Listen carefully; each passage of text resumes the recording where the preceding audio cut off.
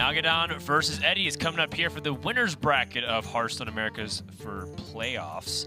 The winner of this match will go to the semifinals on Sunday and still play for a spot in the global finals happening at BlizzCon 2019. Coming up in just a few short weeks, Avar.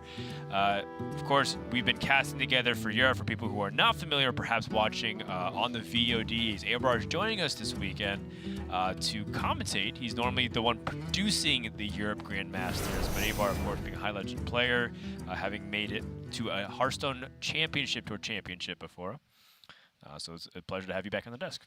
It's good to be back. Always a pleasure working with you, Dan. I like to think that my crowning achievement within the Hearthstone community is being the innovator behind Weasel Priest. So that's right. I personally would have led with that, but yes, did compete in a season championship as well, I suppose. Yeah, I would say that your crowning achievement would be the Weasel Tunneler Priest, because I think most people remember that deck very vividly. But not fondly. Oh, no. Because that deck was annoying. Yeah, so, that's not what the deck was meant to do. Any of the heated anger of priests from that played the Weasel Tunneler should be directed towards Avar's way, of course. That's what he's willingly accepting right now. So coming up next, we got Eddie versus Nalguidan. So we have a lineup of Priest Shaman on both sides. But then we have Druid Hunter, which we saw on Eddie's side, and then the same thing has been mirrored on Nalguidan, which was the difference between Paladin and Warrior, right? So now that we've seen Hunter and Druid one time so far, specifically those two decks, what do you think about now that we're going up what seems to be a very interesting lineup clash here? The Hunter, I think, fares better against the field of decks that the Grandmasters chose to bring this particular weekend than the Druid. Both of these players' lineups I would consider to be particularly greedy. I mean, even within the Reno Hunter archetype, which is thought to be a deck that preys on other decks that are trying to go longer into the game, Eddie cut the secret package entirely. There's no secret keeper, there's no subject 9 and all the secrets that go along with those. So what is he making room for? Ragnaros, Call of the Wild, Emperor Thaurissan. Some people were cutting Zul'jin. Eddie's got that right back in here. Why not a Sylvanas at this point, right? I mean, to go full into it? Probably he's not. making the most out of the Tombs of Terror expansion. So with that being said, I would fully expect priest protections from both of these players. I think anything else would be nonsense. Well, Eddie is going to start things off. Or rather, sorry, we apologize. This is not what he's starting off with, but taking a look at that Highlander Hunter. Cutting that secret package is starting to become a trend. Although, if you look at some of the other European Grandmasters, they're still playing it. Kalento, for example, bringing the Reno Hunter this week. But with the Subject 9 Secrets package tacked with it. Instead, this chooses to just play a threat-heavy mid-range variant that has aggressive curves in the early game with, things like Hedgeclan Hogsteed, even a mind control tech thrown in there, which is pretty interesting to say the least. And I feel like from Eddie's perspective, he is very clearly trying to target something, because that's not the only point of interest in his lineup. He is also the sole player, as far as I know, in Americas to bring the Mass Resurrection Priest. This is a deck that has been rising a lot on ladder, specifically hitting top 10 a lot, largely off of the back of Sylvanas making a comeback, as well as Zod the Corruptor. You play those two, you play Zarek's Cloning Gallery, you have Mass Resurrection, and a bunch of removal. Yeah, I would expound upon that and say not only is Eddie the only one playing it in the Americas region, he's the only one playing it across all 3 regions of Grandmasters this weekend. It's a deck that is very unproven. Obviously, this is our first opportunity to see in the competitive format how it will fare against other top-tier decks, but a few players have been experimenting on ladder to decent success. I saw Asmo jamming some the other night. It hit top 10 legend. I think that part of the reason why I had early success was due to its surprise factor. As I was starting to play more and people were more exposed to this deck, it felt like they were doing a good job playing around its removal. I think people weren't really expecting cards like Penance to make its way into it, so a lot of times I saw people overextending, like, oh, you can't really challenge this behind a taunt or whatnot. I'm out of Light Bomb range, you don't want to Mass Hysteria. Boom, Penance, Forbidden Words, Shadow Word Pain making a way its comeback. There's a lot of small removals here and there.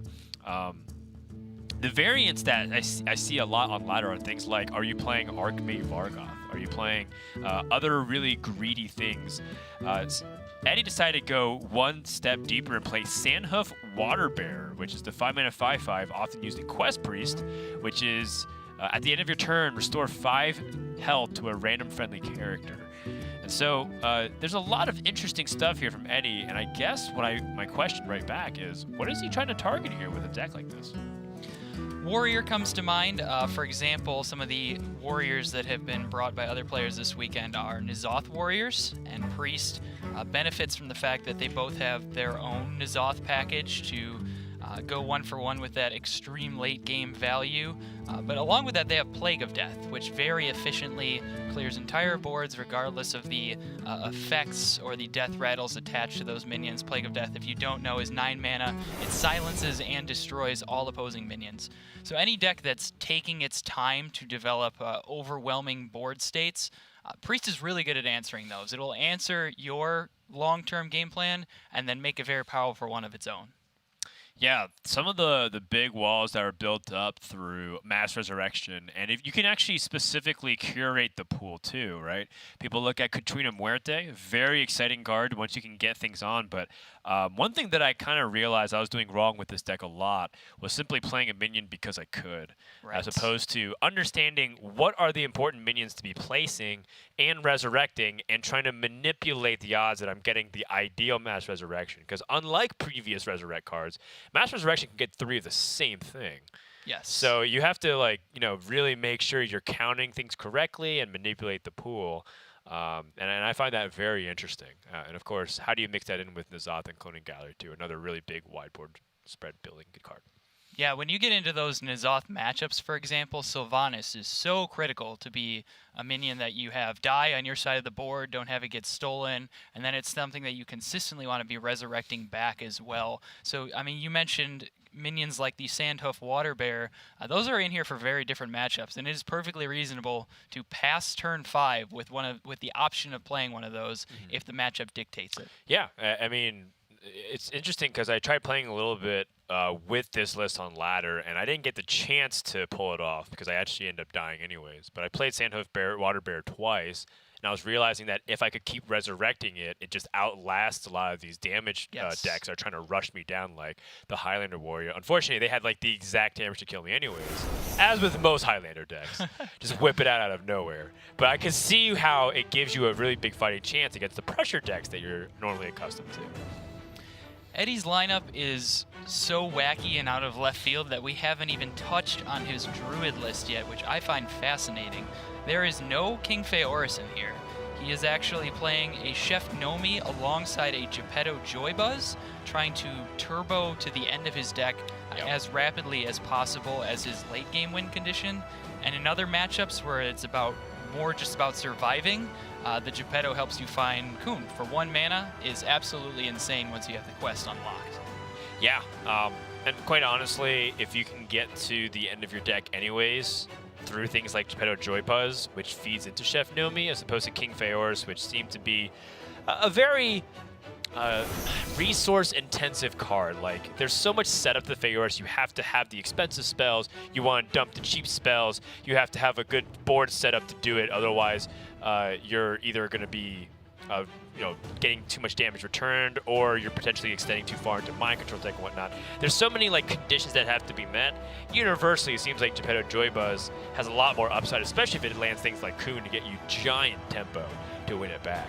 And every single week in America's consistently bar, we've seen Eddie take an existing deck and insert a couple of cards to really make you rethink how you evaluate certain matchups. Anything from, Blatant Decoy and his Control Warriors to really mess with OTK Paladins, or you saw him inserting all those weird stuff into Shaman decks, or his Faceless Rager and Priest decks. Really cool stuff week over week, and that's why I think Eddie is a really interesting player to watch. And he's definitely a player who prides himself on that kind of innovation, and he doesn't do it for publicity stunts. He doesn't do it, just to say that his deck list is different than other people.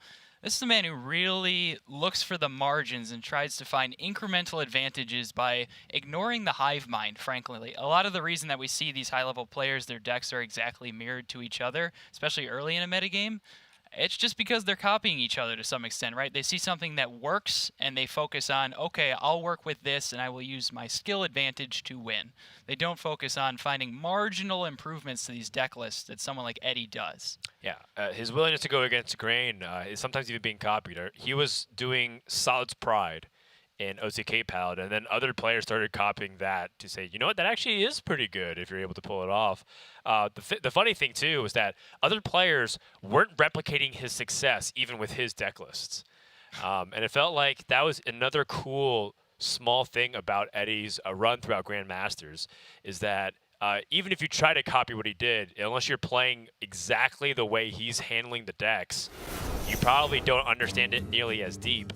And therefore, you're not going to have the success that he does. Over the course of 2 seasons, Eddie's been the #1 and the #2 seed. Last season, he finished second, right behind Frozen, who had a ridiculous record, I believe at 12-2. And then Eddie was at like a 9-5 record, still very respectable.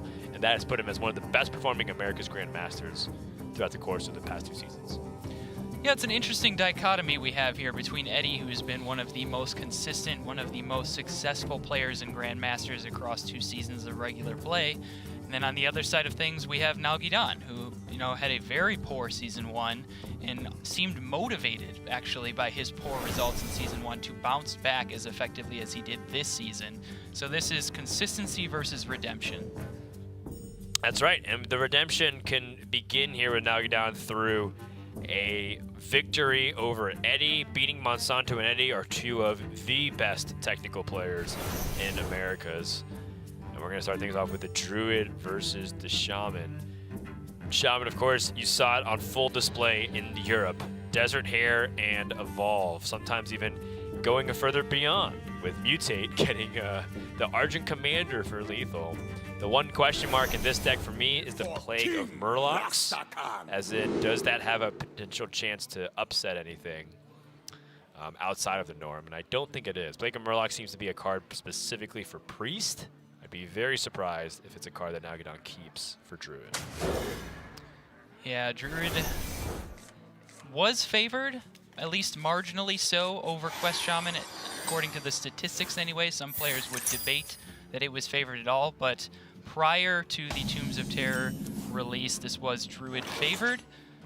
I think that has pretty significantly swung with the addition of the Desert Hair Evolved package. At this point, I would claim it to be Shaman favored. The reason it is so is that it has so much early game explosive power that it didn't have before, which is why I don't think a card like Plague of Murlocs is really your concern with this matchup. Yeah, funny enough,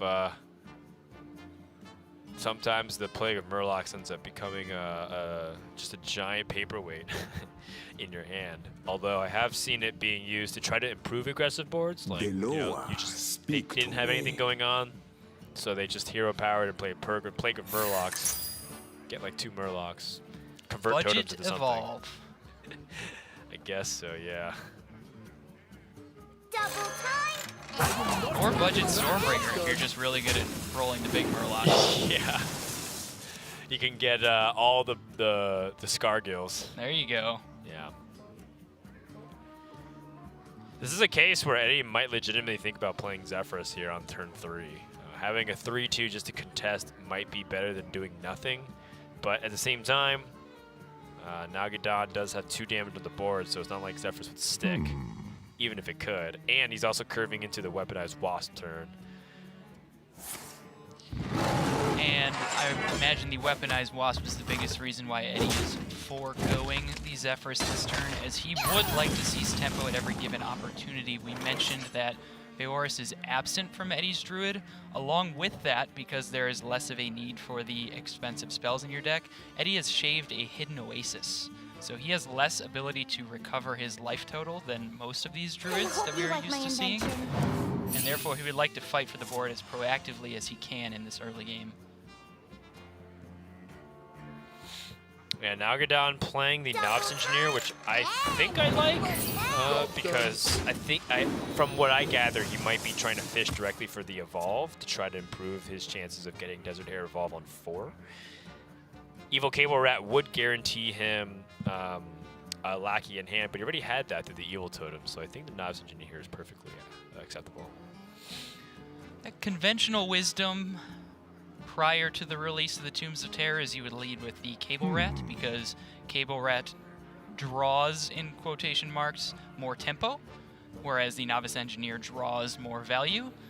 But that's a great call out by you. I believe that the Desert Hare Evolve combination specifically has sort of flipped that on its head, whereas each draw step from the top of your deck now represents a massive potential tempo swing in your favor. Yeah, and you know, the Desert Hare Evolve reminds me a lot of the Doppelgangster Evolve that put Evolve Shaman on the map in the first place just a couple years back. Back during the mean streets of Gadgetzan era. Yeah, Token Evolve Shaman was like this weird X-Factor deck along with Reno Mage, Reno Warlock, Pirate Warrior, Aggro Shaman. Eddie valuing this quest completion very highly here. Had the option to swipe this turn, stem the bleeding from this totem. Yeah, I actually think that Druids started overvaluing the quest in the very beginning, and then they started undervaluing it too much at one point because they realized that they were trying too hard to try and clear the board, and they realized that they were straining their hands. So I think now we're kind of hitting that sweet spot, whether or not we're able to actually finish the quest reasonably without taking too much damage. It's incredibly matchup dependent, and it depends a lot on the specific situation you're handed, which is what makes these tournaments where we have players who have barely had time to prepare, it makes them so interesting to me, as you see people's natural instincts take over more than you will late into an expansion. Leaves a lot of opportunity to gain an edge. Eddie does complete his quest here efficiently on turn 5. Yeah. As Nalguidan has the opportunity to finish his quest Of course as well. it's the right way. He's been playing a lackey every single turn, and now has the opportunity to hero power and even get more value off of cards in his hand. Looking at some interesting abstract Hearthstone art.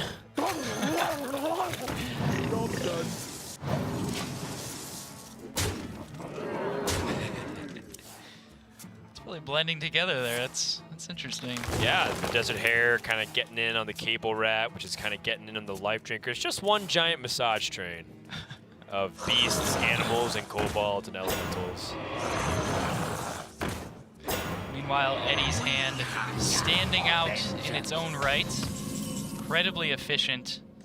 Turn 6, Eddie rewarded significantly for his patience. Kobold Lackey appears to be king of the hill. Sort of, or at least just stepping on the evil totems in order to get its way. Rare to get efficient use out of the Sandstorm Elemental in this matchup. This is a nice spot from Nalguidan.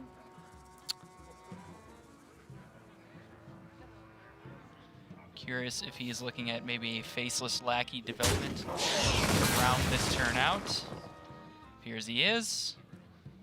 Going to start with the Lackey because Direwolf Alpha is a 2-drop in the pool.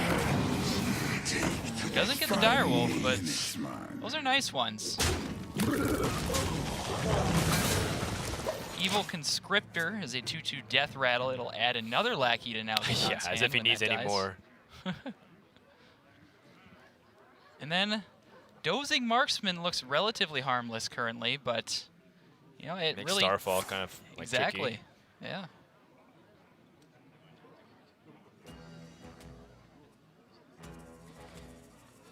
Ancient of War, Hidden Oasis, that will allow Eddie to compensate for the second Hidden Oasis that is missing from his deck list.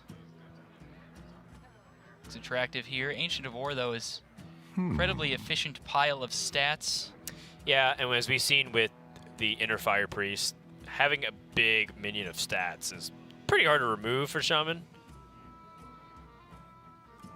Taking our Virtual Eraser to clean up the art there in the bottom. Hey, we did it. What? There you go. Waits for no one. Production value. You know I love to see it, Dan. I was really hoping they would troll a little bit and say, yeah, if you just rub it this way, you pet the rabbit on the hat, the hair. give a little nice belly rub to the Cable Rat. Massage that life drinker real nice. I bet he's just gonna clean up as much of the board as he can. Drew the Scythe, definitely not a card that I was thinking about for him picking up, but I think Eddie says my hand is so heavy I want to start dumping. Especially if he's able to get things like Zephyrs and Elise active. There's just no way he's going to be able to spend Ancient of War, Cenarius, Geppetto Joy Buzz all like reasonably in the next few turns. And not just hand dumping, but setting up this Cenarius quite well if Nalguidan does not take a sufficiently reactive turn. Yeah, which looks like he will. A board clear. Looking for another Lackey off the scripter to help. Nice. Finds it. Goblin Lackey is perfect for this Cobalt Lackey to trade in. Allowing him to push damage. Allowing him to mutate. Now, Ragnaros, I want to remind people, is an 8-mana minion. Mutate has a lot better pool when you have Ragnaros to factor in. Or just direct damage through an Alakir? Okay. Eddie is at 4. All right. And Nalguidan has a hero power plus life drinker set up for next turn. He does choose to trade to 6 rather. Regardless, the life drinker is threatening lethal next turn. Yeah, so Eddie does have the Cenarius and the Coon set up defense. But is that even enough? You always start with the Coon here. It's free, and you need the 10 armor, so now is the time. I would certainly start with that one. I'm questioning if maybe we have to follow that up with a Wrath. I would not be feeling safe if I were Eddie in his spot with just a pair of 4/4 taunts to protect my life total. So I might go digging. It's a risk. I just don't feel like the Cenarius turn is good enough. I believe a quick scan of the deck list, and yes, Mind Control Tech is also a factor in this decision Eddie has to consider.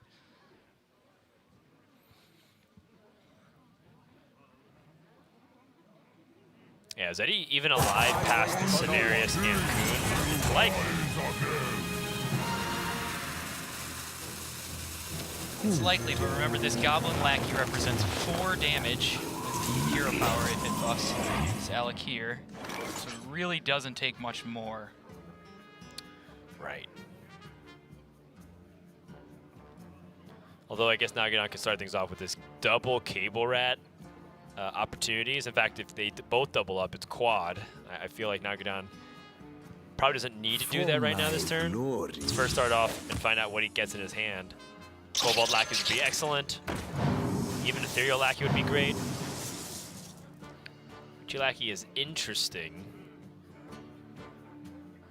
Double time and double pay. Rushing the Cable Rat with the Treant, so that's going to be able to Double time and double take down one of these. Let's see who spreads out the damage. They both have 1 health. Goblin Lackey clears another one. Yeah, and this gives him the board space to also play the Faceless Lackey if he so desires. I guess right now he's probably going to go for what looks like to be a Witchy Lackey. Up to 10 mana. It's kind of interesting to me. I feel like the Divine Shield had a lot of value on that Alakir on this board position. Right. I'm a little scared if there was this weird possibility that Eddie found lethal through like a Zephyrus. I don't think that was exactly possible because Nalguidan still had, Eddie had 14 or 15 cards in his deck before this turn. But if Eddie found like a way to like swipe and like get Wind Fury, I think that would have been really close. Either way, something it's like food for thought. I think Nalguidan was safe, but you never know. One tip I've learned, a new trick with Zephyrus for the folks at home. If you play Emperor Thaurissan in your Druid deck and you reduce the cost of your Zephyrus, I don't know the exact breakpoint, but I know that if you have at least 10 power on the board, a 1-mana Zephyrus will fetch you Alex Raza. So you can very efficiently set up counter lethals with that synergy. It might even be less than 10 power, but I know it works as long as you have an Oasis Surge on the board.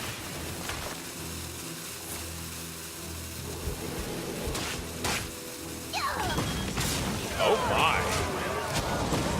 Oh wow. And suddenly, Eddie traded into a 2-attack minion and, you know, foregoing 9 damage to the face because he is respecting all forms of damage in the hand. Stash that away. The spitting camel's not what you really want to see if you're Nalguidan. I don't think it's going to stick around too long, though, here, Dan. Jewels Like of a the Murlocs. suns. What have we here? There is lethal potential. Nope, not enough bluegills. 2 Starfalls, though. Whew. Doesn't actually need 2 Starfalls, only 1 will do. 1 with Oasis Surger. Oh my goodness. You know, part of me wonders maybe Nalguidan also could consider, before extending to the board, if he wants to play Ethereal Lackey to see if he can get direct damage. Because 1 Starfall, I mean, this is starting to turn around here. Nalguidan needs to close the game out fast. When it comes to tempo, if you give the Quest Druid an inch, it takes a mile. Whew. Okay, I think Nalguidan has to close this out now with Ethereal Lackey. Yes, and there is potential here. Lava Burst comes to mind. Magic Bolt. No. Not there. Blazing Invocation, perhaps. Earthquake? Earthquake is interesting. Remember that Eddie is a Chef Nomi druid. That is his win condition. So even though Eddie is now down to just 9 life, Nalguidan has potential to find some lines that allow him to actually fatigue out the druid here, now that he has the answer to the Chef Nomi board. For my Yes, glory. but good druids often layer their Chef Nomis, sometimes playing up to 3 with Elise and Floop. You definitely have to continue to apply pressure so that they use their resources inefficiently enough for that game plan to be activated. Oh yeah, I don't doubt that. Nalguidan going for an Ethereal Lackey instead of a Life Drinker and trying to see if he can maximize his own tempo. That's the stuff. And this, if Zephyrus is active, it is not. This would have been a Bloodlust lethal. So we can find some... No, nothing there. Looks like there's no lethal potential in this particular turn. Starfall here still looks pretty appetizing. Although I think in his mind, does he want to instead go for Hidden Oasis and just trade off the board? What to do? Hidden Oasis feels like a little bit of a better guarantee because this deck does not play Bloodlust, and direct damage from the hand is something that you have to be worried about because he's balancing the Ethereal Lackey, right? So he's trying to end the game. Seems fairly obvious from a perspective Eddie of like what Nalguidan's intention is. He can kill off 4 minions onto the board and put a 6/6. If he goes for a Starfall, though, he does get to push damage and set up for potential lethal, but that's only if he draws the other duplicates in his deck.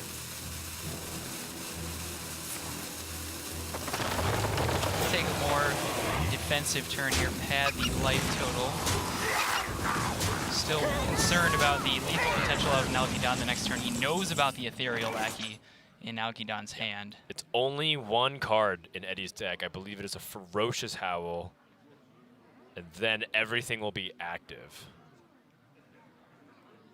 So that is what Eddie is specifically looking for. 2 Baristas? Wow. We don't even need that many. You're not going to have time to play all that. No, I'm looking at a board reset here. No. Looks like Nalguidan's reaching for the Barista, so he's willing to accept a lot of potential damage next turn. I think Eddie has the liberty of becoming more aggressive at this phase of the game now that he's padded his own life total. Nalguidan maybe setting up for a double Desert Hair Evolve turn? Or is he using Evolve now? As in 2 hairs on board.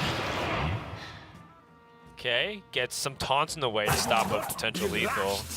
Witchy Lackey to potentially also get something even better. His Jacklick is good.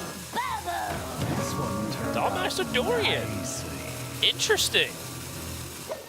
Dollmaster Dorian summons a 1/1 copy of whatever minion you draw. You can then barista it back into your hand.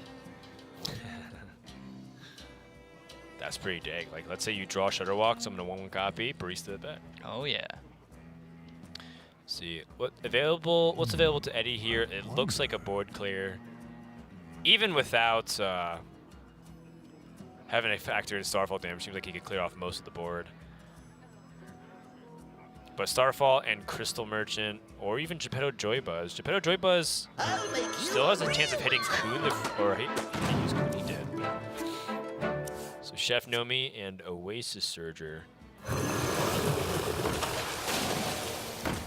Just played as 3/3s.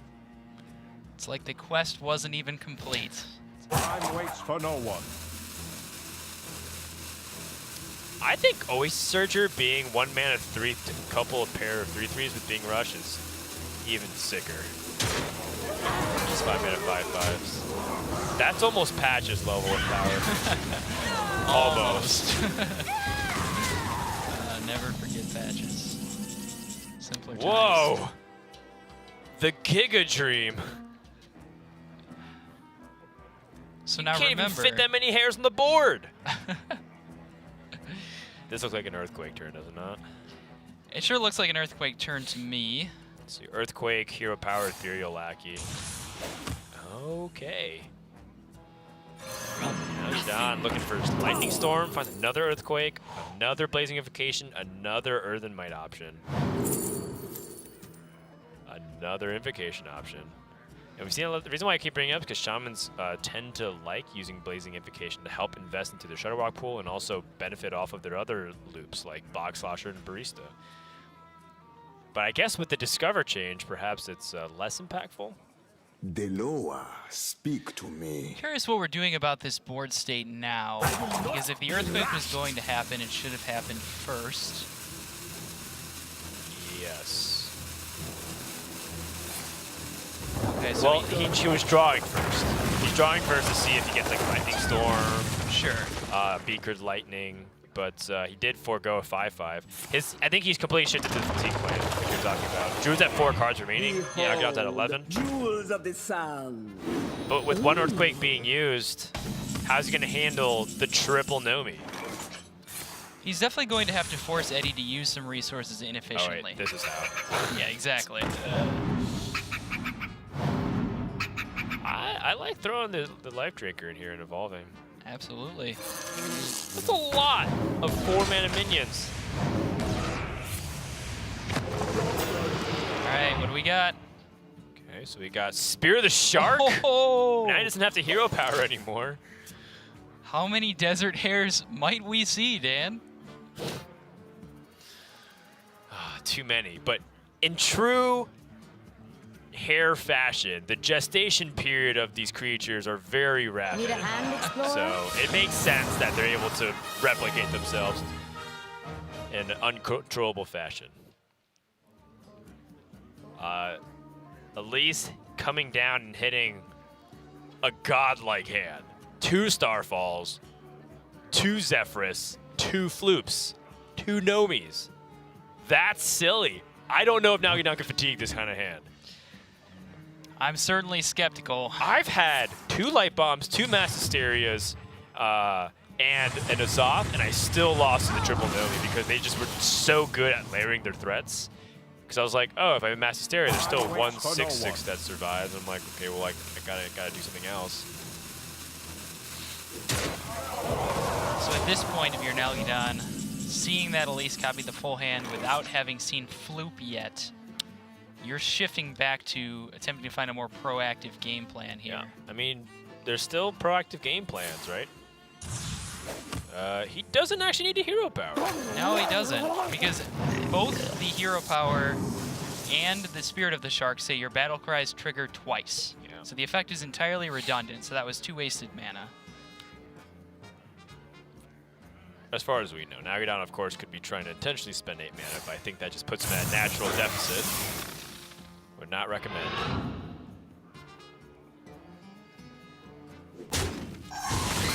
I like Cobalt here, and I like the Barista in this spot, too. Barista looks nice. Sludge Slurper is one of the strongest cards that you can Barista back into your hand. Don't let the 1 mana cost on that card fool you. So in this case, Nalguidan, what he gave up was an opportunity to play a Questing Explorer on the board. So it's an extra 2/3 by hero powering. And I think that's something that you don't often see. You don't really get Spirit of the Shark often in Shaman decks. Ferocious Howl into the Chef. So there's 13 power on Nalguidan's board. If Eddie Ferocious Howl's here, he goes up to 31. Which means that if a Bloodlust is found off of an Ethereal Lackey, it is exact lethal, except that the Crystal Merchant can make a trade to prevent that. Well, Eddie also has a 1-mana Nomi, so he can also remove, like, through the form of very true. Wrath. Yeah. So he can, like, 1/4 into the 6/5 Wrath and then play Nomi, or even just Starfall. That changes everything. And again, partially why I feel like Geppetto is fairly brilliant in a deck like this. Yeah. Where it's like, this deck is about cheating mana a lot of times by having the best of both. And he now can Wrath and play the Nomi, and Nalguidan has to respond immediately.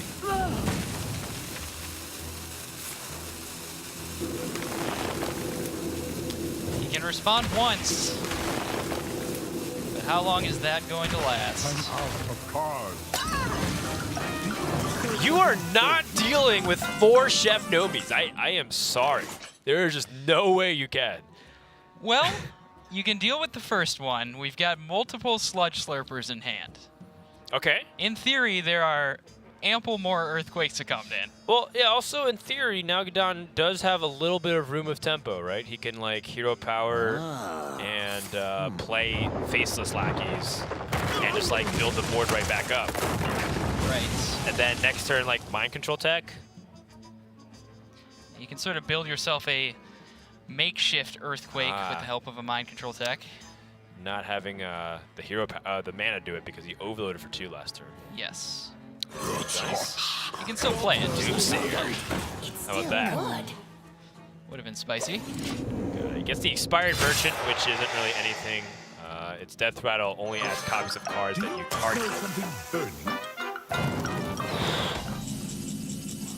So if Nalguidan can outlast this and use Kobold Lackeys to end the game, pass fatigue damage, he's got a shot. But with Mind Control tech stealing 2 6/6s, that's still not enough to deal with the board. He actually has to do more. If you steal 2 of the 6/6s and you Flesh Shaper and trade it into another one of the 6/6s alongside the 3 power you have on the board, that buys you a turn. You know he has Zephyrs, though. That is true. Nalguidan has to find something. Ethereal Lackey, but not the board space to use it. He's got 12 damage plus the 3. He's got 15. Fatigue ticks for 2. 17 damage right now.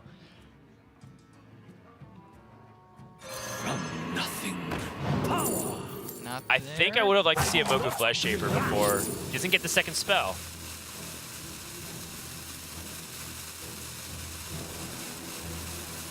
Mortals are so squishy. Running out of time. Now gonna have to make a decision quickly. And I think he might be out of time here, taking too much of his clock in order to think about the possibilities. And that's gonna do it. Eddie is going to clean up game number 1 here. It was so long that I thought it was game number 2. Down to the wire. And a lot of pivots, twists and turns, but Eddie in the end is 1 game away from advancing to the semifinals. That was an interesting one. The one turn that I would like to go back and take a look at was the Witchy Lackey onto the Alakir turn. I felt like the Alakir, with the combination of its stats and its Divine Shield, did a pretty good job of protecting the rest of Nalguidan's board state there. He didn't evolve into anything that either presented more of a threat or protected the rest of his board more effectively. I'm wondering if maybe there's a way we could have managed our resources better there. It always feels really bad as a Shaman player whenever you die with like a handful of cards, and let alone a handful of like Ethereal Lackey and 3 Cobalt Lackeys and a Mogu Flesh Shaper. It feels like, and even a Barista that he had to use and get all that stuff, and it felt like there was a lot of opportunity there.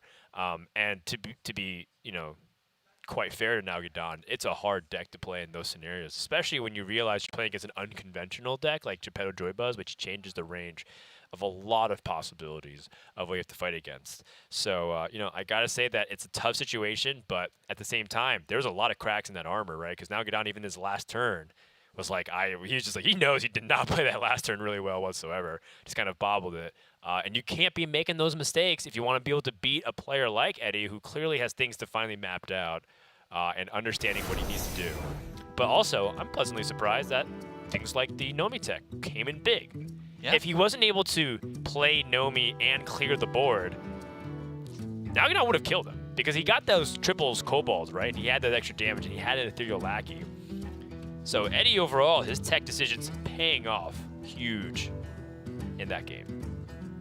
Yeah, I mean, we paid it off at the very beginning. Eddie rewarded for some of his deck building decisions, sort of a staple of his success. He seems to favor turbo card draw in general between the Solid's Pride, opting for the Geppetto Joybuzz in his Druid deck. It seems to be his style of deck. He likes to turbo through his resources, close games quickly in the late stage. Right. And I mean, that tends to be what a lot of these defensive control players or combo players like to do, which is have the option to draw cards, because drawing cards also gives you more options. And therefore, more options allows you to pick the right removal or pick the right threat to play, and really use the correct tool in the correct situation. Now let's go and take a look at this Resurrect Priest. This is the deck that I would say is quite possibly the newest one that we have seen to Grandmasters. We haven't really seen anything to this extent, and might be the most interesting deck of the tournament for playoffs here. There are 1, 2, 3, 4, 5, 6 total cards I'm counting from the Tombs of Terror that were reintroduced to the standard format that are all found in this Resurrect Priest deck. Love it. So yeah, this is very much a new archetype. It's also got 1, 2, 3, 4, 5, 6, 7 cards that cost 3 or less.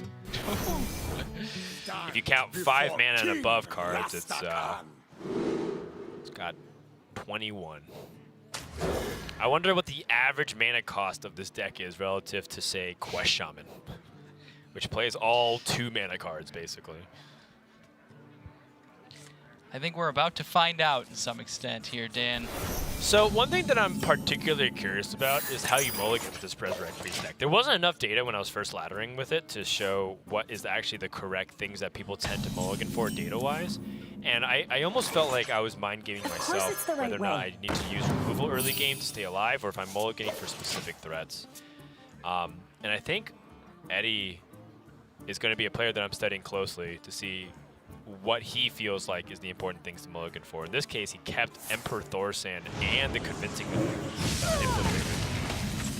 Emperor Thorsan keep makes a lot of sense to me. If you look at this deck list, I mean, you mentioned the mana cost in general, but 8, 8, 4, 9, 5 9s, a 10, and a whole lot of nothing on 7. So what does that mean? Emperor on 6 bridges you an entire turn quicker into your late game potential that is otherwise just an empty or inefficient turn. Which is fun too, because Mass Resurrection brings back the Emperor. And in fact, I saw some people not even playing Emperor in their decks. So it's a very interesting thing to consider indeed. With it, as an expensive of a deck as this is mana cost wise, you might be tempted to keep some of your early spot removal, but Shaman's minions are just, the stats on them isn't what's threatening you. Right.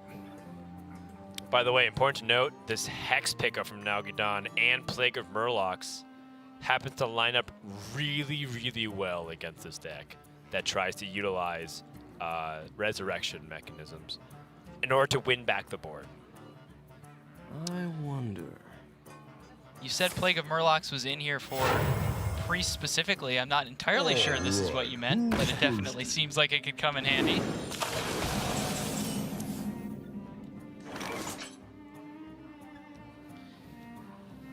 So we can get the Flesh Shaper down alongside either a Totem or a Mind Control tech this turn. Get our 8 mana minion online, which frankly I feel like Nalguidan needs to get the ball rolling here. Yeah, the big thing is for Nalguidan, how can he start capitalizing on this Hex? And when Hex gets really good is when you already have an existing board to get past a taunt that they're hoping to rely upon. Mortals are so squishy. So let's see what this mutate generates. Fellord? Fellord is pretty decent. And Eddie's going to respond immediately through Forbidden Words. Yeah, and that's somewhat expected if you're Nalguidan. 2 copies of Forbidden Words, 2 copies of Shadow or Death on any side. You do not expect your 8-drop to be sticking there. You just have to present the threat because, frankly, it's a suboptimal threat in the matchup. And this is already a moment where Nalguidan has to somewhat consider whether or not he wants to Hex this or he wants to deal with it another way. Evil Cable Rat, though, could end up solving both those issues if he picks up a way to deal with it, and he does.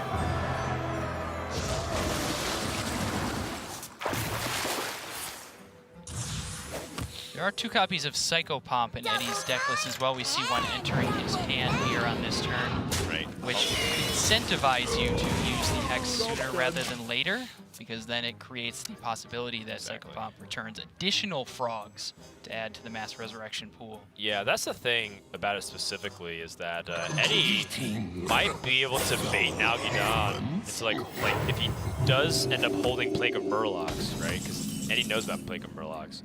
He's like, well, you're going to obviously hold this Hex for like Sylvanas and other things. Then he just plays Mass Resurrection, gets Dora's Hand, Yeah. the Water Bearer, and the Convincing Infiltrator back. That's already a really intimidating board. So this is a position where Nalguidan, when he sees Emperor being played, might have to consider what's going to be following up in the next For turn. my Because next turn in Mass Resurrection, bringing back the Emperor is also very scary. Also, like you mentioned that Psycho Pomp, there's a 2 of in this deck. And a lot of times you often see 1, so that way the second Psycho Pomp doesn't have a chance of reviving the first one. So it is a specific choice here by Eddie, and it looks like to me that's a redundancy choice because the one thing that lacks in this deck, funny enough that you mentioned Eddie loves putting card draw in his decks, the one thing this deck lacks is card draw. There's almost none. Yeah, this Priest deck is an entirely different beast. You don't have time to spend drawing additional cards. You're just sort of relying on the raw power level of your 9 mana spells and 10 mana minions to end the game on their own without needing any additional cards. The closest thing that you can consider it is, I guess, the Cloning Gallery and how it kind of pulls things from the deck. So it's very abstract thing to say. And Nalguidan with the Psycho Pomp. Reviving the Water Bearer. Again, I asked the question, when did you pull the Hex? You belong to the Bob now. Nalguidan says, not yet. On his end, he's maybe thinking he wants to save it for a critical resource, something like Sylvanas. I totally get that, but Sylvanas isn't really effective against a deck like Shaman because Shaman has a lot of small things. It's pretty rare, especially ones that cut former champ. Yeah. And things of that sort. It doesn't seem like Sylvanas stealing an Evil Cable Rat or a Novice Engineer is particularly very scary. Meanwhile, the tempo that they can gain by Mass Resurrecting, well, a lot of their threats seems intimidating. Eddie, of course, very aware of the fact that Mind Control Tech could end up also thwarting his plans. Has to be careful about that.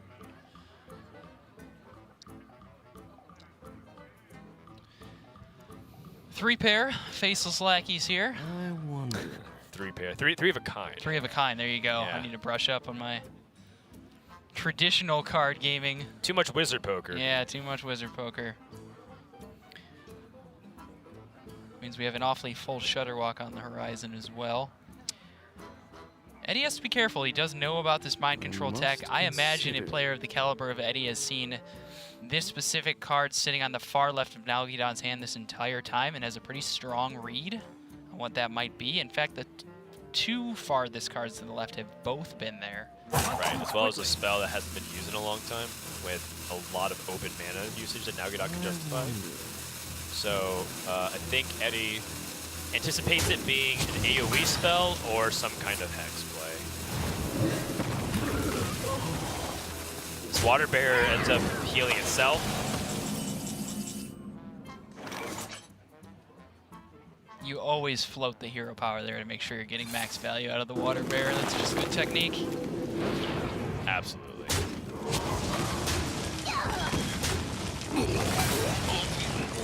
No value here out of the convincing infiltrator, at least for now. Okay, Hog Steve. There's plenty to go around. Soup Vendor, interesting. I mean, Nalguidan basically just refilled the board. Eddie can deal with it again. Mass Hysteria. But, you know, this is one of those things where Eddie says, okay, I just have to make sure to play around that one spell. What if that spell is Bloodlust? Oh, I can just maybe throw a taunt in the way. I'll be fine. I wonder if Eddie wants to also consider the idea of Psychopomp, given that he has two board spaces that he can fill up before Microtool Tech becomes a threat.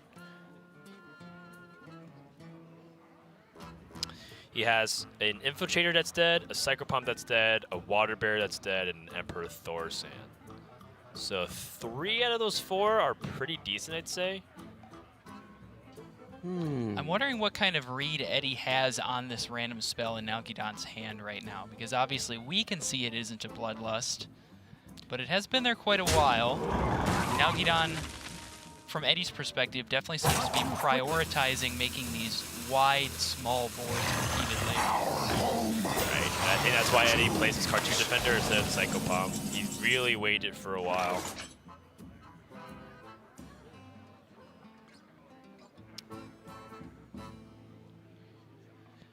Barista with multiple Battlecry lackeys already on the board. You can add more Battlecries to their side, but these aren't really the Battlecries that get you across the line in this particular matchup. Now we decide to use the Hex on the Cartoon Defender. Interesting timing. Yeah, it makes sense given that Cartoon Defender is a death row minion that's very hard to deal with when the opponent plays this off, because both forms of the Cartoon Defender die, meaning that there are 2 defenders in the N'Zoth pool, so when you play 2 Cartoon Defender drops, it's 4 back. It's very hard to deal with. Oh, and Yuki Totem. It's a nice value engine. This might make Eddie consider pulling the trigger on Mass Hysteria, but doesn't really have to. He has Penance. Penance allows him to snipe the Evil Totem and then play something else. He was hovering over Mass Resurrection. We've had a Frog, Emperor Thorsan, Sandhoof Waterbearer. Must consider. ×3, actually. Psychopomp convincing Infiltrator. So 7 minions have died, which makes it a very high chance that Frog comes back. The longer you wait to pull the trigger on Mass Hysteria, the less likely the Frog ends up coming back. And it ends up becoming something that is recursive, right? Because Psychopomp might bring it back then, the more Frogs that die, which means your second Mass Resurrection also has a high chance of pulling it back. Yeah, I don't particularly, like, when you look at the alternatives, the Psychopomp development, the Ziliax development, these aren't really minions that I'm particularly interested in adding to my Mass Resurrection pool. Right, which is why I thought this is a grounds to consider Mass Hysteria, because then Psychopomp helps you develop into it. Okay. I was considering this myself. Interesting. This isn't that threatening of a board from Nalguidan. The randomly generated spell that you sort of had a question mark about is out of the way. There aren't really ways for Nalguidan to translate this into a ton of damage. And it's a wide board, but it's 6 power, right? What's the hurry? Nalguidan can Witchy-Lackey to increase the power. How about River Croc? Of course it's the right way. I think I like that less, just because, well, I want to present a threat. What if Eddie does the same exact thing again? He honestly can. Certainly has the liberty. There's no possible spells, and there's 8 damage represented on board. I guess the idea of going down to 18 is a little bit scarier if your opponent has a bunch of lackeys in hand. Not even sniping the evil totem, going back to 29.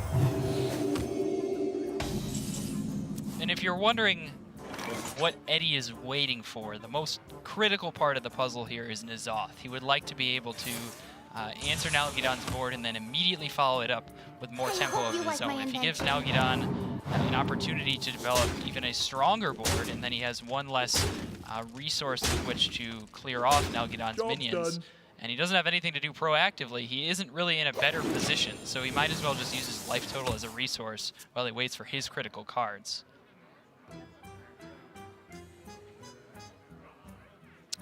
Yep. One thing that's nice too is if Eddie did end up discounting both Light Bomb and Sylvanas, that is something that I used one time to very good success. I wonder.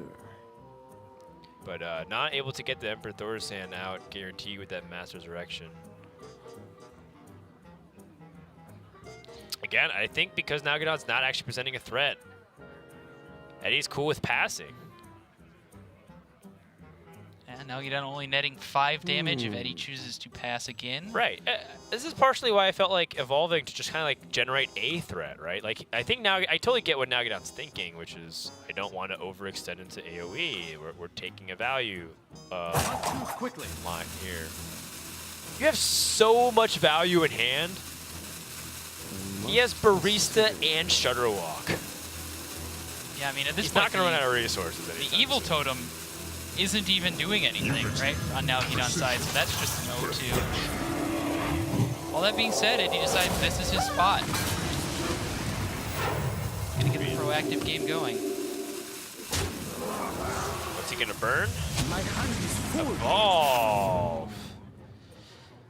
That's not a good one.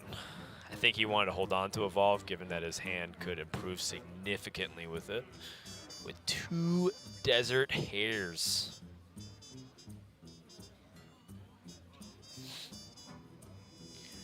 So you finally have some board space from Nalguidan's side. So what do you do to capitalize on it?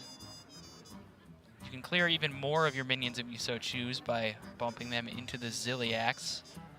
Then to make a threatening board, you have a Witchy Lackey that can come in handy here.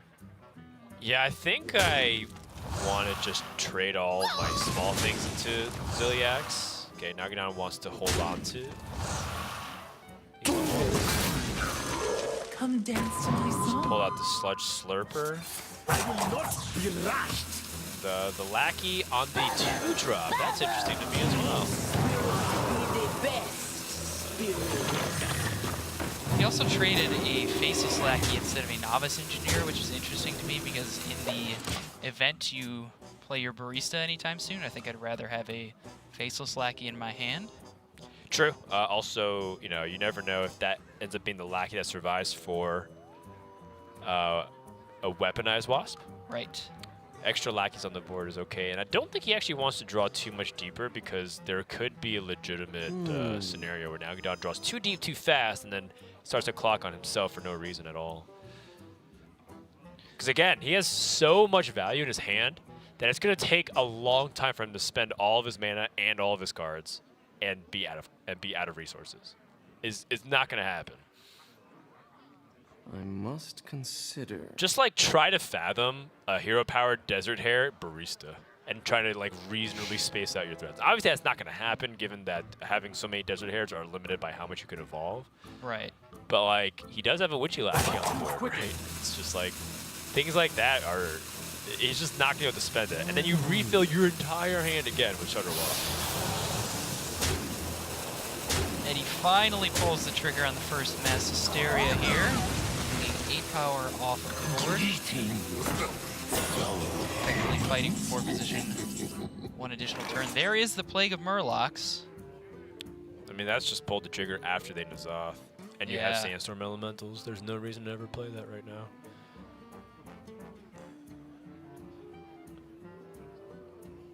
I think we go for just spending our mana here. Yeah, I mean, with the play of Murlocs, it feels like Nalguidan's kind of the one who's in no hurry now all of a sudden. So many bunnies.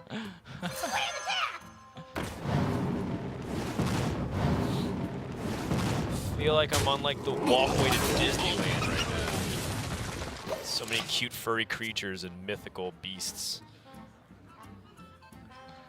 Those wondering at home, Eddie is at 11 cards remaining in deck right now, and Nalguidan 8.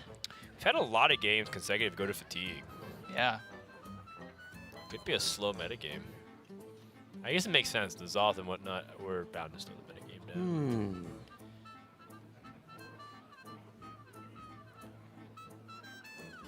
I wonder if Eddie would benefit off of playing Sylvanas in this I have position. no time for games. Yes, because then now Nalguidan wants to play Murlocs, and he might think he's improving his own board, but Eddie's also reducing the number of minions that I think Nalguidan is going to actually convert into Murlocs, and therefore weakening his own board. Oh, sorry, weakening the fact that Eddie can actually have his AoE, and by doing so, only has 2 minions to account for. Is Sylvanas actually helpful here for Eddie, though? Like, if Nalguidan were to just simply trade that off the board, let the Sylvanas die, Eddie then steals a hair from Nalguidan, and then that is one additional minion in his pool as well for the Plague of Death. Of course, N'Zoth considerations are definitely relevant. Yeah, actually, it's better to have a hair than a Sir Finley. Right. In the Resurrect pool. Obviously, we didn't know what was going to come out of it, but definitely worth considering. Ooh my. The cloning gallery ends up coming in. There's a Defender, there's a N'Zoth, there's a Ragnaros, there's a Katrina Muerte.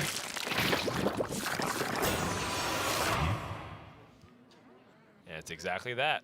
Katrina Muerte can also resurrect things, so Eddie doesn't want Sir Finley to die. Ragnaros snipes the 3-2. Oh, that's not what bad you're looking news. for. Yeah, that's the risk of even playing one Psychopomp, let alone 2. Psychopomp, the Frog, and now Sir Finley. All liabilities.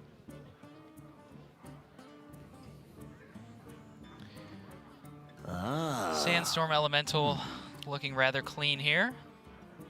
Yes. 9 damage then. Being pushed, although Eddie does gain some life off the Defender. Tombs.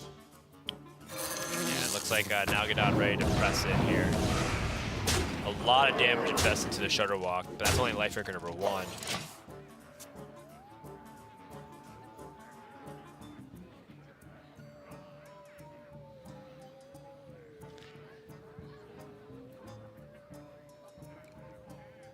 Sandhoof. No, okay, we're going with Light Bomb here. He's going for a big Resurrect. Begin. Gets a Cartoon That's Defender. a win. And that's the Cartoon Defender that just got pulled out. Remember the first one got hexed. Right. Pretty big deal here for Eddie, because that Cartoon Defender means that N'Zoth will get big value.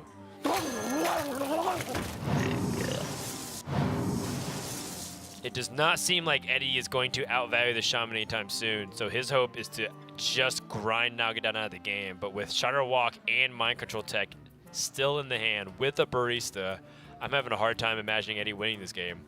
Yeah, who is grinding whom here exactly is what I'm starting to wonder. I have not won this matchup My glory. a single time against a Shaman that like was just taking it very slow. I've had Shamans run out of cards completely, and that's how I beat them. Sure. But those that space out their threats and like realize that the priest can't really progress onto you tend to do the best. I do not think you have to play this matchup fast in the Shaman way. That being said, you better block out some time. You know, this is not a one last game on the toilet during the lunch break kind of matchup. I know a lot of people who play Hearthstone on their lunch/toilet breaks. one's not for the faint This of heart. is not for the faint of heart.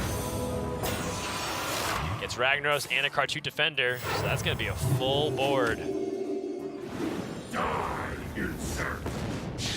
Fairly average outcome from Eddie there. 2 hits and 1 miss.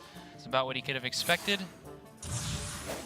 Big Ethereal Lackey here. There's a lot of transformation effects in the Shaman class. Nothing there. Blazing Invocation. We can roll the dice again, see what useful battle cries we might find. Another Shudder Walk comes to mind. He does not need another Shudder Walk. If anything, I'm kind of favoring the Reign of Toads here. Yeah, I don't hate it. Fills out our curve nicely. Nice tempo play, put bodies on the board to oppose this Ragnaros.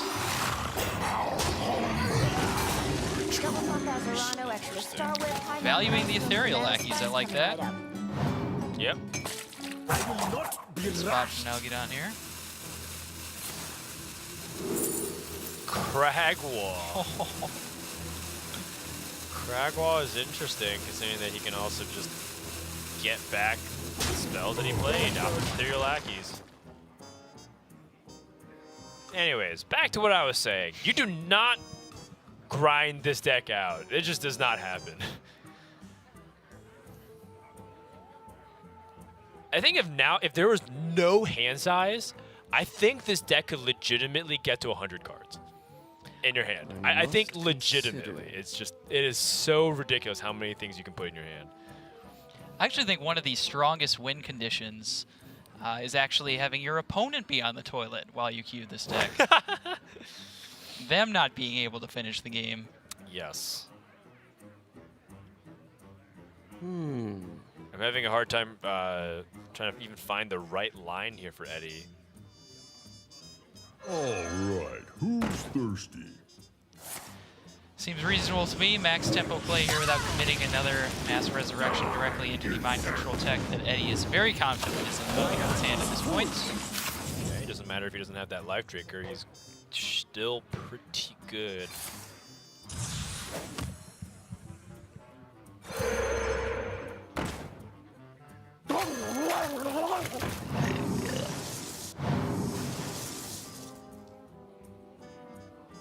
So our hand is full here. Yeah, okay, there we go. Let's lead with a Lackey that doesn't add 2 cards to our hand. So make sure we get max value out of Ethereal. Haunting Visions. I actually like the Ancestral Spirit, but I guess it doesn't really matter since Lightning Bolt is just damage anyways. Plague of Death is also a consideration. Correct.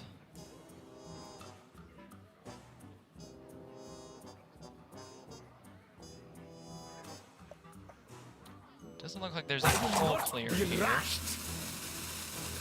Put the Ragnaros to 5, trade in the 2-2 and the 3-1. That'll clear that off, leave you with a 4-1 Rush Lackey, which cannot effectively into the 5-5. We have to then trade both of his Rush minions for the Ragnaros and go face with the Sludge Slurper.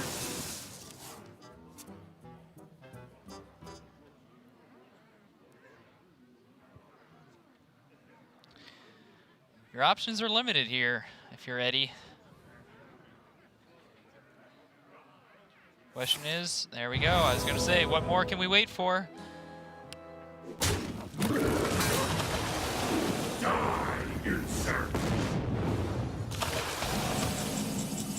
Mind control tech, of course, can happen here. Eddie is fully aware of that. Mind control tech's going to get you at some point eventually anyway, right? We're planning on a big N'Zoth board later on down the line. Exactly. You know that Micro Tech's coming down. Might as well have it only steal 1 minion.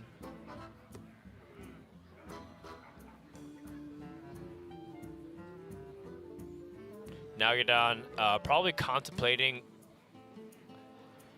what else does he want to do with his mana, and also what happens if he just steals like a small minion and Ragnaros goes unchecked.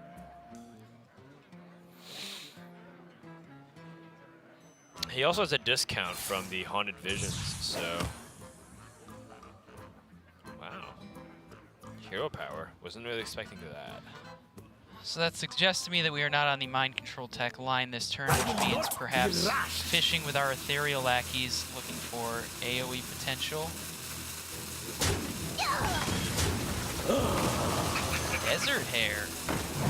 Interesting. Okay, so he's saying, I'm either going to force you to spend all your power trading into my desert hairs, or your Ragnaros is very unlikely to deal any damage. That's an interesting zap. Oh, he's just freeing up his hand space. I was Yes. like, I thought he had the hand space for it anyways. 15. Wait. If there's a 1 and wait, he can just die. It's possible, yeah. Then he Yeah. pushes all 3 minions to the face, and Ragnaros hits the 1 and 7. I did not think Eddie's consider. chances to win this game were higher than 1%. Apparently, he has a 1 and 7 right now. A solid 13 to 14% right now. Nalguidan has been struggling with hand space issues. I think that's the biggest thing that has been crippling him as we've gone into the late game, is he consider. wants to discover a lot of spells off these ethereal lackeys. He wants to find additional ethereal lackeys for more AoE effects, and he just hasn't been able to get cards out of his hand to find new spells. I'm wondering if at some point we dump some of these cards without hitting our hero power button actually would have helped us in the long run.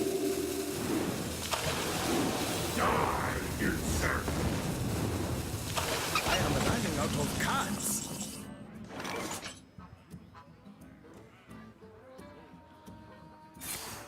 So Eddie was really fearing the spell in hand, right? Because this looked like Nalguidan was setting up a Bloodlust and a Stormbringer. He's just like putting Nalguidan on permanent cleanup duty. There's an earthquake that is critical. Earthquake deals with Nazoth. Blazing Invocation, perhaps? Okay. Forked Lightning. This is a weird game, Abar. There's just a lot of nothing happening right now. Nalguidan spends like half a card each turn, and Eddie just cleans it up and gets a bunch of healing. Also, Evolve has a lot of opportunity for it to backfire. I've evolved into Doomsayer boards before. Just want to point it out there. Is that even bad here? Well, this was a bunch. This is a mixed bag. There's some good stuff. There's some useless stuff. And there's some interesting stuff.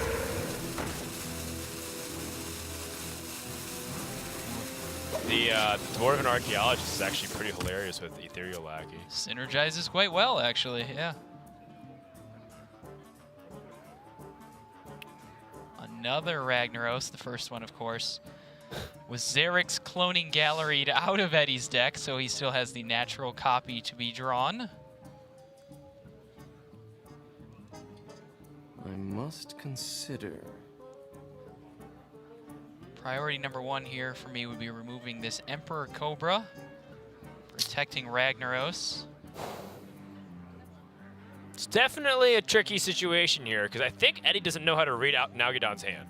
Nalguidan's played very board flood centric, but he has no way to truly capitalize. Oh wow, is Eddie just going for it?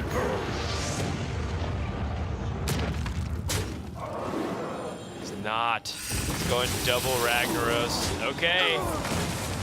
I thought he was going for a chance to potentially end this game. This is the phase of the game, Dan, when you're playing against Quest Shaman, where you look over at your deck tracker and it's like 80 cards long and you're trying to remember what he's actually played that started in his deck. Exactly. These games are hard. Well, so now we get to the point of the game where Nalguidan is going to start taking fatigue damage. For my glory. Oh, this is a sad earthquake, but maybe this is what Nalguidan foresaw with that forked lightning Yeah. take. I guess so, right? He took Earthquake and then Fork Lightning. He did, yes. So that's what he was able to see. But now he's overloaded. He can't play Shudderwalk. And he also saw an Earthquake. You know,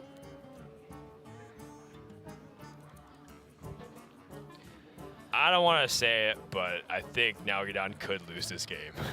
And I feel like it would be a punt because I at this point, I am very surprised that this game has gone to this stage. And like, I don't think I still think he's in a good position. He spent so many turns not really putting any power on the board. Right. I think was his biggest problem, which... Well, he recognized himself as being a player that can go to fatigue. Yes. Which he's not necessarily wrong. That is a way you could play it. Well, here's the thing. We also still have this Shutterwalk in our hand from Nalguidan's side. Right. There are novice engineers in that pool. Like, at some point, this is going to become a liability. Right. I mean, okay, so Nalguidan has Crack Wall, by the way. I just want to remind people. So he gets that Earthquake and Fork Lightning back twice. He has 8 cards, so if he hero powers, he gets 2 Earthquakes back. Or is it random?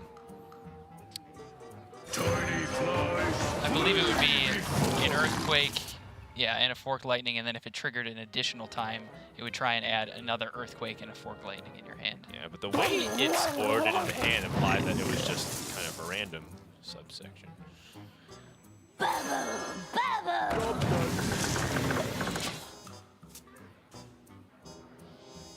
You know, Eddie doesn't have to do much. He has squeezed out so much value off of all of these individual cards. He still has 2 Plagues of Death. Now the onus is on Nalguidan to actually present a threat. And like you said, Shutterwalk is a liability. It doesn't actually heal that much. His second Life Drinker is gone too. How did we get here, Dan? I don't know. Hex. Stormbringer. Ooh, okay. Legitimate threats now and answers. This game is now encroaching to the point where we're going to have a resolution very soon, one way or another. Mass Resurrections already have been played. 2 Psychopomps have been played. Katrina Muerte is already gone. It doesn't really matter that Hex is there anymore. N'Zoth already gets the full value. He doesn't have to do anything. He can actually just pass. Again, the onus is on Nalguidan to do something. Is Eddie going to clear every single one of Nalguidan's boards this entire game without playing a Plague of Wrath? He doesn't have to. Nalguidan also clears his own boards because that's like the 3rd Earthquake he's going to play. Nalguidan's hand is 4 AoE spells and a N'Zoth, and he's like, nah.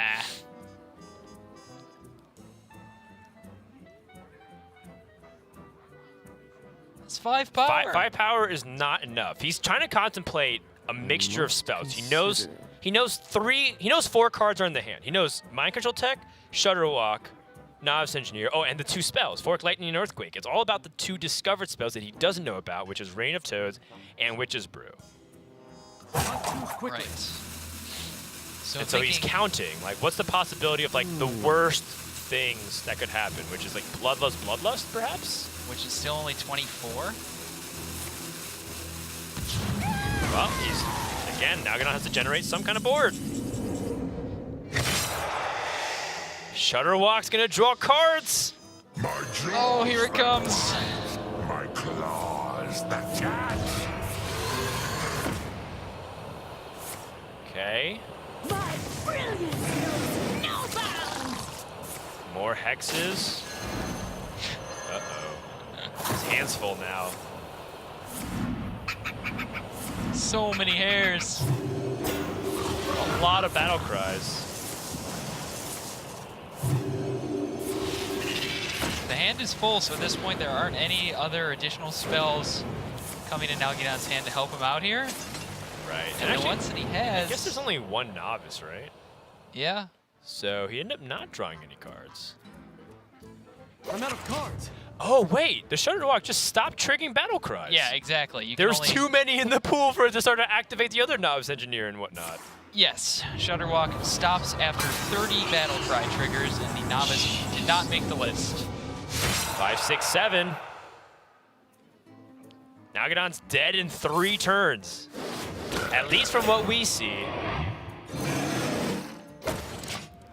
And this is Nalguidan's last board. I mean, Eddie doesn't know that 100%. The Witch's Brew is the mix-up here. Yeah, it's the only unknown variable, but I would certainly be Plague of Wrathing here if I were Eddie. Yep, and now Nalguidan, instead of having something like Stormbringer, doesn't actually have a way to generate the threats. And Nalguidan has to like played his Witch's Brew, and then Eddie just plays Katrina Muerte. And then Nalguidan has to Hex. Job's done. And then it comes down to fatigue battle. Nalguidan can't even heal for the amount that he'd want to either, by the way. What does he get? A couple of frogs, Sir Finley, or perhaps Ragnaros himself. He finds the Ragnaros. When it rains and pours. Well, we get to see the Earthquake Fork Lightning combo in action again. Does he want an Earthquake? They're still in his off. Can he win the game if Eddie doesn't N'Zoth? Like, does he need him to N'Zoth to mind control tech to do anything? Well, he can mind control tech and then Earthquake and heal a bunch. And then it comes down to pure fatigue battle. Then he has some semblance of like control. Yeah, I don't think Eddie has to play a card. Yeah, Eddie is going to win without playing the card of which this deck is named after. I can't believe what I am seeing, Abar. Hearthstone at its purest form is what you're seeing. This man. is unbelievable to me. I hope you like my There you go, the respectable way to go. Eddie, with his N'Zoth Resurrect Priest, is going to take this series 2-0. And what an excellently played game on Eddie's behalf. I think Nalguidan had good ideas. Yeah. I think that it was a combination of timing, mismanagement, and also improper allocation of his resources. And what I mean by that is he wasn't presenting enough threats, and when he did, it wasn't at the right time. And I think that kind of combination with the fact that he was also having hand space issues is one of the hardest challenges against these slow matchups. Just kind of had things fall apart. And it wasn't a consistent game plan, right? He was presenting threats that didn't actually have real bite to it.